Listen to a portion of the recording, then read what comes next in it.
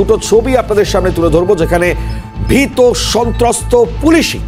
রানীনগরের ছবি দেখছেন, বারুইপুরের ছবি দেখছেন। দেখুন, বারুইপুর এবং রানীনগর, সেখানে পুলিশ আক্রান্ত। কখনো ভোট পরবর্তী হিংসা, কখনো মাদক বিরোধী অভিযান। শাসক দলের আক্রান্ত রাজ্য পুলিশ। বারুইপুরে দেখা গিয়েছে মাদক বিরোধী অভিযান চালিয়েছিলেন পুলিশ কর্মীরা, সেখানেই একজন পুলিশ তিনি জখম হন। অন্যদিকে রানীনগর, ভোট পরবর্তী হিংসায় সেখানে আক্রান্ত পুলিশ।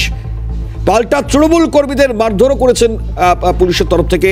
আর এখানে কিন্তু খুব স্বাভাবিকভাবেই বড় প্রশ্নের জায়গা, রক্ষকই যখন আক্রান্ত তখন সাধারণ মানুষ, তাদের নিরাপত্তা কোথায় থাকবে? এই প্রশ্নটাই পাঁচটার পাঞ্চে আজকেও জোরালো প্রশ্ন। তার উত্তর অবশ্যই পরবর্তী সময়ে আমরা দেখব যে এর উত্তর আদেও কি থাকছে। একদিকে দাঁড়িয়ে যখন নির্বাচন কমিশন তারা তৎপর, কিন্তু তার মধ্যেও নির্বাচন চলাকালীন একে একে এই ছবিগুলোই ভয় ধরাচ্ছে সাধারণ মানুষের মনে।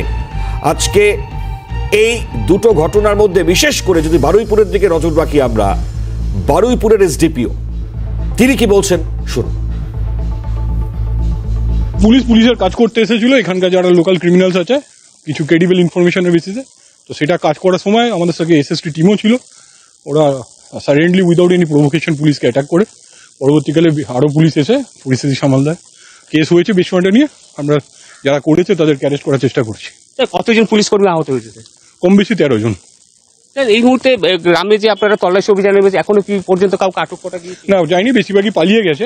তো যারা অ্যাকিউজ আছে তাদেরকে খোঁজ চলছে, আশা করি কিছুদিনের মধ্যে অ্যারেস্ট হয়ে যাবে। মূলত কি কি ধারায় স্যার মানে করা হচ্ছে, মামলা করা হচ্ছে? পুলিশকে মানে অন ডিউটি পুলিশ অফিসারকে অ্যাসল্ট, তাদের কাজে বাধা দেওয়া, এছাড়া জিনিসপত্র ছিনতাই, এসব কাজ আছে। স্যার, বাবু তরফদারের বাড়িতে যে হামলার ঘটনায় বাবু মূলত কি কি ধরনের ক্রাইমের সঙ্গে যুক্ত ছিল? আপনাদের কাছে কি ইনফরমেশন ছিল স্যার? অনেক রকম ক্রাইমের সাথে ছিল, আমাদের কাছে কিছু ক্রেডিবল ইনফরমেশন ছিল যেটা এখনই ডিসক্লোজ করা যাবে না। তো সেটাকে আমরা ওয়ার্কআউট করতে এসেছিল, পুলিশ লিগাল কাজে এসেছিল। সেটাতে হয়তো উইদাউট এনি রিজন ওরা ডিস্টারবেন্স তৈরি করেছে, সেটার জন্য অ্যাজ পার ল অ্যাকশন হবে। কোনো রাজনৈতিক পরিচয় জানা গেছে স্যার? না, এই বিষয়ে জানা নেই। দেখুন, এই হচ্ছে অবস্থা। আর একই সঙ্গে দাঁড়িয়ে আজকে যখন এই পরিস্থিতি তৈরি হচ্ছে, যখন প্রশ্ন উঠছে আমাদের মতন সাধারণ মানুষের নিরাপত্তা নিয়ে, তখন প্রাক্তন পুলিশ কর্মী তারা কি বলছেন আমরা প্রাক্তন পুলিশ কর্তা অরিন্দম আচার্যের সঙ্গে কথা বলেছিলাম। তিনি কি বলছেন শুনুন। of the impartiation of the secret information, police আজকে একটা ভালো কাজের জন্য গেছে। এখন যে মাদক বিরোধী অভিযানে গিয়ে পুলিশ আক্রান্ত হয়ে গেছে, এটা তো হওয়ার কথা।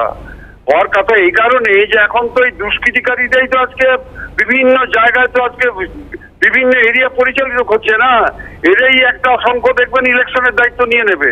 তাহলে এখন প্রশ্ন হচ্ছে যে পুলিশে এত সংখ্যক বিশাল পুলিশ যদি গিয়ে যদি আজকে অ্যাসল্টেড হয়, তাদের যদি আজকে কাজে বাধা দেওয়া হয়, তাহলে আপনি ভাবুন যে ওয়েস্ট বেঙ্গলে কি পরিস্থিতিটা সৃষ্টি হয়েছে।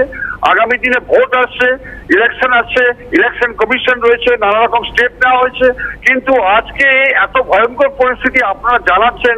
আমাদের তো একটা মানে আমরা আগে বললে ভাবতাম যে এটা অসম্ভব, কিন্তু এটাই তো কারণ। আমি আপনাকে একটা শেষ কথা বলছি ম্যাডাম, আগে কিছু রাজনৈতিক নেতা ক্রিমিনালদের পরিচালিত করতো, এখন ক্রিমিনালরা পরিচালিত করছে রাজনীতিবিদদের এবং এক সংখ্যক পুলিশকে। কিন্তু এই ক্ষেত্রে